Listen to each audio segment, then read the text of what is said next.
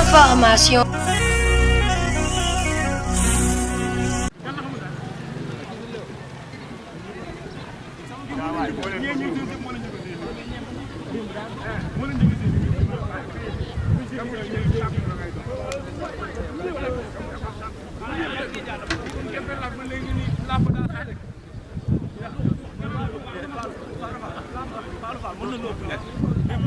Dourayen Ba, joueur de Woguine FC senior poste latéral droit. Waa ñi ngi liggéey bu baax vraiment coach ak dirigeant et staff yi ñi ngi sacrifié pour mettre ñu de bonnes conditions soo xoolee heure bi ñuy entraîner c'est dur mais juste pour bëgg a def résultat parce que génn 4 heures sa gaal ñëw pour nekk ci ay forme yoo xam ne soo demee match pour mun def résultat la quoi mais du dara sacrifice la rek. di gis que ni coach ak dirigeant yi aussi chaque jour ñi ngi présent terrain chaque jour ñi ngi xool booy ba xam ndax ñi ngi évoluer ak genre mel noonu bon par rapport ci championnat bi nag on est 3e bon des nañu 2 journées ci phase aller yi nga xam ne war nañ ko jouer bon di ñaan suñu borom xam nga mu def ci xew pour mën a génn premier wàcc suñu match retour yi. sama nom Serigne Fallou Diagne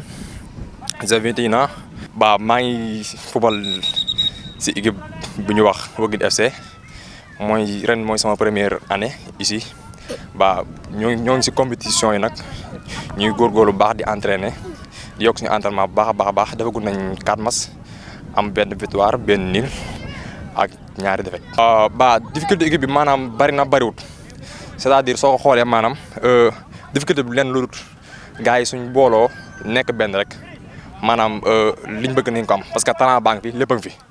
yaakaar naa ne ñu gën a concentré sur entraînement yi rek loolu rek mooy calli mais su nekkee loolu rek franchement talent banque bi joueurs yu mag yi presque ñu bëri fii lañ nekk kon loolu rek la ñuy jooy quoi ñu répété entraînement yi incha allah yàlla na si def ndam. sama nom Ablaye Sène milieu récupérateur de jouer Woguine FC mooy loolu. championnat bi mën naa ne ñoo ngi avancé parce que joué nañ 4 journées je pense am si ñaari défaite benn victoire ak benn nul. mais bon ñu ngi avancé quoi parce que chaque match niveau bi day gën a kawe malgré ñoo ngi joué mais parfois malchance lañ ñuy gagné parce que mën naa ne ñaari match seen défaite yëpp premier match bi boobu fekkul woon licence yëpp kenn ci ay difficulté lañ doon joué moo tax ñu passé à côté beneen match bi tamit bi ñu waa Mbacké di gagné ñun ñoo mënee woon ci diggante 15 minutes presque lañ ñu remonté gagné ñu loolu lépp ay difficulté la day am parfois. mais malgré tout ñoo ngi avancé. bon 2 défaites yi li ko waral juste bañ jógee ci koor bi parce que dañ joué lu bëri ci weeru koor bi ci tournoi district yi yàlla def sax instant bi ñu ñoo qualifié demi-finale moom la ñuy waaj pour après bon yàlla def li gën pour ñu dem finale bañ jógee ci koor gi juste après le lendemain Korité dañ ñoo joué loo après fekk équipe bi dagg bon ñu dem si lañ dem jël benn défaite bañ ñëwee tamit di jéem a xoolaat faay bi lan la ñu demoon match yàlla def ñu gañ ñu mais là ñëwaat nañ gañ nañ dégg nga demaat nañ am match nul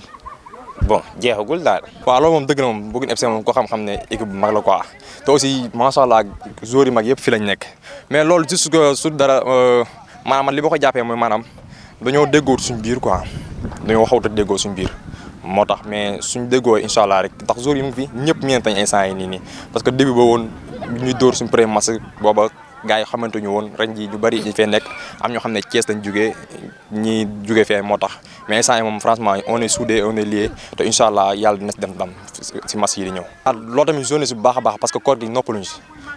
si te zone si ñaari match yu rythme ak tournoi yi aussi moo ñu xaw a rey quoi parce que tournoi yi zone si match yu métti contre jamono match boo xam ne 90 minutes taxawuñ dañoo joué après ñu joué contre Baol Centre boo tamit match boo tamit 90 minutes yoo xam ne dafa métti lool léegi nag après koor gi 30 jours yëpp noppaluñ si léegi nag bu ñu jógee koor presque 2 jours après koor la ñuy wax dañuy joué léegi nag si lañ sonnee baax suñu cër yëpp dee entré waatuñu baax si lañ demee ñu dóor ñu contre fierté quoi. waaw loolu joué na si parce que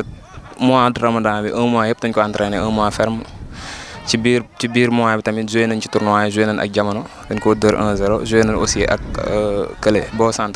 moom tamit dañu niil ak moom 1-1 mooy loolu mais loolu tamit joué na si parce que depuis ñu jógee ci parfois joueurs yi dañuy blessé genre yooyu noonu loolu joué na ci bu baax a baax. c'est possible fii moom vraiment ñi fi nekk ñëpp ay ndaanaan lañ am na ay talent yoo xam ne vraiment mën nañ dem fu raw fu Bamba Dieng nekk waaw ndax vraiment gis naa ko fi ci gardien yi défenseur militaire ba ci attaquant yi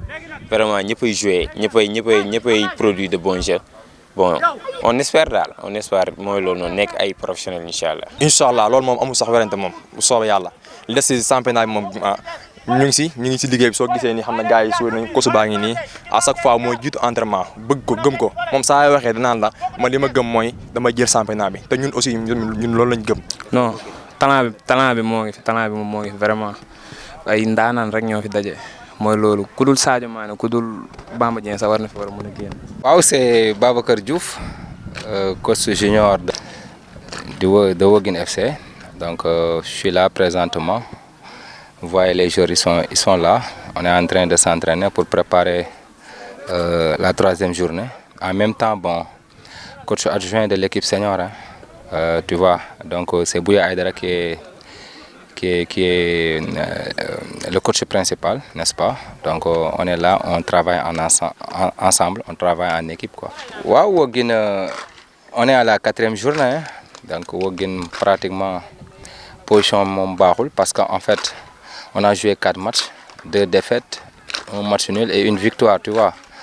Mais ne serait-ce que bon, on est en train de travailler donc pour vraiment jëlee Woguine position bi mu nekk nii pour vraiment am position bu baax parce que championnat là c'est des allers et retours, n'est-ce pas? Donc match aller yi franchement pour l'instant ça ne va pas parce que sur 4 matchs quand tu récoltes 2 défaites cela veut dire que ce positionnement du mën a baax quoi. Donc on va essayer vraiment que la 5e journée match yi di ñëw essayer de gagner ces matchs pour vraiment xam nga division régionale tu vois que ne dafa metti donc ñëpp équipe yëpp yi ci nekk rek seen objectif mooy jéem a monter donc ñun fii xam nañ du suñ position on a les potentialités on a les joueurs qu'il faut, n'est-ce pas? Mais pratiquement résultats yi bon suivre gul quoi franchement. Bon les difficultés mën naa ni c'est dans toutes les équipes hein.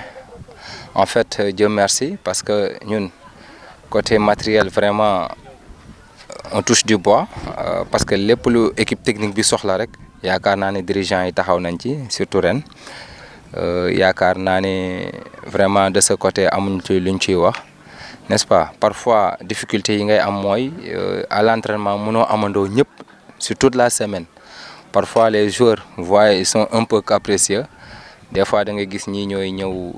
journée yi ñee toog 2 jours di ñëwaat tu vois de travailler avec ces groupes dafay xaw a metti mais c'est compréhensible aussi parce qu'en fait tu vois que ñii c'est des élèves ñii dañuy liggéey tu vois mënoo imposer yenn yi xam nga jour boo ko dul fay rek doo mën vraiment di jouer le gendarme avec lui il faut toujours négocier avec eux donc difficulté yi loolu la pratiquement pour nga amandoo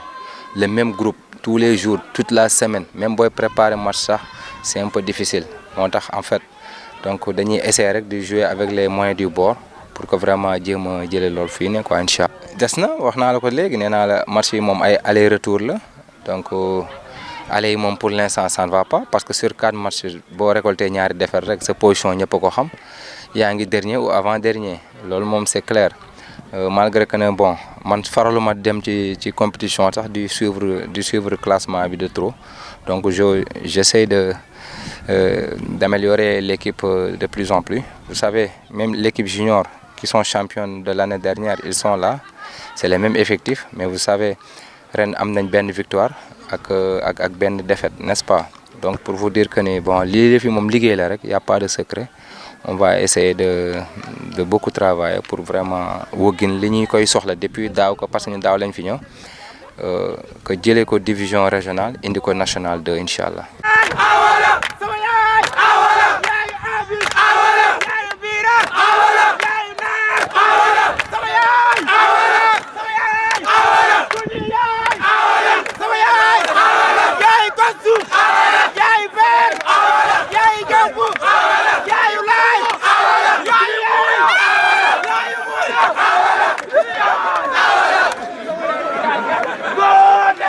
Information